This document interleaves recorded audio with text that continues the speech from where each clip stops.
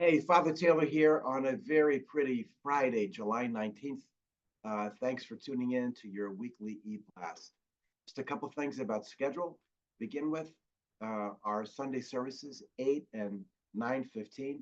If you got stuff going on Sunday afternoon or you want to have more of your day, particularly since we don't have events happening after the 9:15 service, I tell you what, the 8 o'clock is a great option. It's pretty much the same service. It's shorter. We don't have music, but it's really deep worship that happens at 8 o'clock. And instead of just going, oh, for Sunday, I encourage you to pick the alternative of coming at 8. Yeah, you'll be home probably by 9:10, 9:15. At either service, I'm asking you also to consider just staying around a couple of minutes just to say hello to people, meet people you don't know. We have worship, but church is about community. And it's just always great to be able to build community in different ways by just meeting people, sharing a cup of coffee, having a bagel. I still remember how difficult it was for us and for many churches during COVID, when even though we had online capabilities, people couldn't get together, and it's unnatural for us. Once you start doing church as community, you realize how much it's about our relationships with each other. Your presence in worship, and you're saying good morning and how's your week been, is really easy, but it's also really essential for what it means to be part of our community. So just encouraging you to step in and step up for that. Um, Other things that are going on. Saturday, August 3rd. So we have been finding that some very, how would you express it? God is coming very close in these extended times of worship where we basically free up our schedule, the schedule of our liturgy, simply to sing some worship songs of different kinds and to spend time listening and being in the presence of God. It's really amazing stuff. I'll give you an example. The last time we met, and we met in the chapel, we had come to the end, and I was leading, and I was giving people time if there was something else they wanted to share, like they felt God was saying or something God was doing in the room. And I thought we were done. I didn't hear anybody say anything, so we came to an end. Someone came to me and said to me, "Wow, you need to learn to wait a little longer." I didn't know what they meant, and they said, because I was getting ready to share something. They began to share what they was on their hearts. I said, "Hey, so tell me, so what was it you would have shared?" They began to tell me, and as they did, someone from across the room came by and said, "What did you just say?" Because what God had been sharing with this person really was something that was happening in this other person. It all had to do with, being welcomed into God's presence. It was very personal, but God was clearly there communicating with us and through us, and like the back and forth of being in God's presence. Man, it was really very powerful. So I want to, if you've never done that, it's only like an hour and 15 minutes, an hour and a half at the tops. And I would think that the only thing you have to lose by coming would be your sense that perhaps you don't think that God really speaks to all of us and God can be present in that way, and you feel strong about that. You will lose that when we get together, because everybody leaves somehow affected in a deep way. For those who are still kind of trying to figure out, what do I really believe? Is God really there? For people like that, this experience becomes very powerful experience of God making it clear that God is present. Other people receive in different ways. There's usually there's a lot of joy that goes on. There's afterwards, there's a great sense of community because we've met with God. Anyway, I just want to try to, if you haven't been, to encourage you to give it a shot and to come August 3rd, 10 a.m. And we meet in the chapel because it's air conditioned and it's a little more conducive for. It's not just like church in the pews. So we meet in the chapel. We set the church chapel at Dicely, August 3rd, 10 o'clock. This Saturday, coming up this Saturday, we have one of our family nights, which means, and the advertisement is in the EBlast texts you'll see there. But if you'd like to come and be a part of our family things, Amanda runs that. And there's usually food involved, and there's this great fellowship. People who have been very busy take a little time just to connect. If the weather's good, like it has been, we'll be outside up on the green. So I just invite you to come. You don't have to have small children to come. A lot of people with small children do come to this, which is great. So you should come and meet them if you don't know them already. Meet them and find out about what's going on in their lives, what they're doing this summer. So that's coming up. The last thing I'm going to share is that we are still apparently about a week away from that survey being completed, so that it goes into the town with the deed. Apparently, the land use attorney got the survey and had a bunch of questions, and there had to be a bunch of clarifications.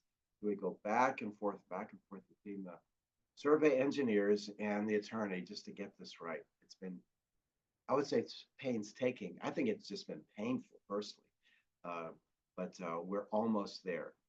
To that end, I have put together a narrative, which I'm going to include in the text. There'll be a link to that. So you can just, if you are not familiar with the details, you can get the broad sweep of what we've been doing since 2019. There's a little bit in there about how we came to this decision and the process that, how it's been so far, what information we discovered. It's just a tremendous amount of work has gone on that you may or may not know about. And that all will lead up to a decision by the vestry once this thing gets finalized. But should we take that house down or should we sell the house? The bottom line is we cannot afford the house. And so we either have to remove it so that it doesn't become a liability, or we are going to sell it. So the vestry has been talking about this for several years now. And so it isn't like we're coming to the plate for the first time. So we'll make a decision about that. And once that's done, the whole church will be invited to come to a parish meeting. So I'm putting out this narrative just to give you, in a way, as much information as I think I can put on a piece of paper without boring the bejeepers out of you, so that you will know what's been going on. Now, here's what I want you to do. So between the time the vestry votes, we will make an announcement for the parish meeting. By our bylaws, it's a minimum of a week, so it's going to be at least 2 weeks, depending on what, it's going to be at least 2 weeks from the time we announce it to make sure we get as many participants there. And when you're there, it's so much easier to talk about this stuff if you have some background to it. So here's what I'm proposing. Take a look at this narrative. It probably doesn't answer every question you have. So what I'd like you to do is to read through it and then to submit to me just to my email, any questions you have about the process and what's been going on. That way, I'm going to compile these questions and I'll review them with the executive committee, which is all the elected officers, and we can start answering questions, and we will be much better prepared so that when we come together as a parish meeting, we don't have to start from ground zero and remind people there's a house and when did we get it and why are we doing, we can have a lot of stuff already done. So I want you to take a look at this. Think of your questions. I guess there probably is such thing as a bad question you might ask. I don't know, but I'd rather get it all going now than to have to make a super long meeting where people get, frustrated because we've been talking about this for a long time, but maybe somebody else hadn't thought about it. So we can get a lot of this done ahead of time. So, but I'm just giving you the information. I'm not going to say it's the narrative is perfect. I've had some other executive committees weigh in.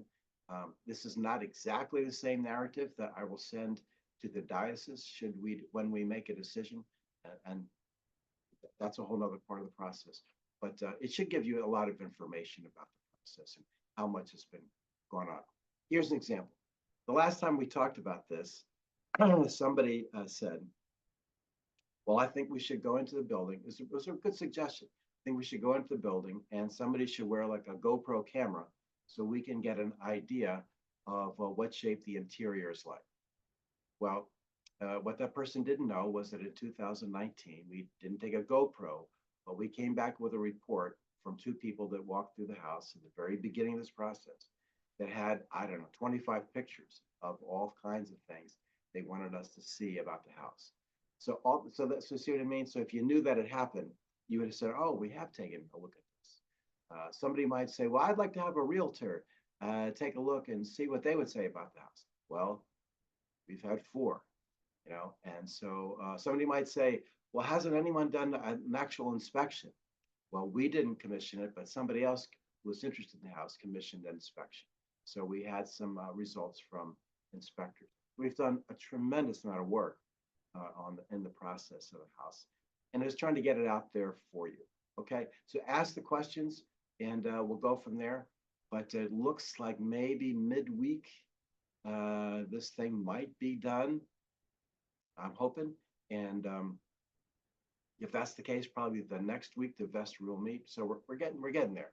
So go ahead, take a look, and we'll do our best. The idea is this: we are just stewards of what God has given us, and so we are doing the best with what we have for one purpose, and that is, how do we serve God's mission?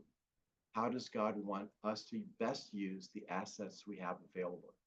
And I'm telling you what, the number one asset we have in our church, the number one asset, is not the organ or the historic sanctuary or the rectory or the building or the classroom space.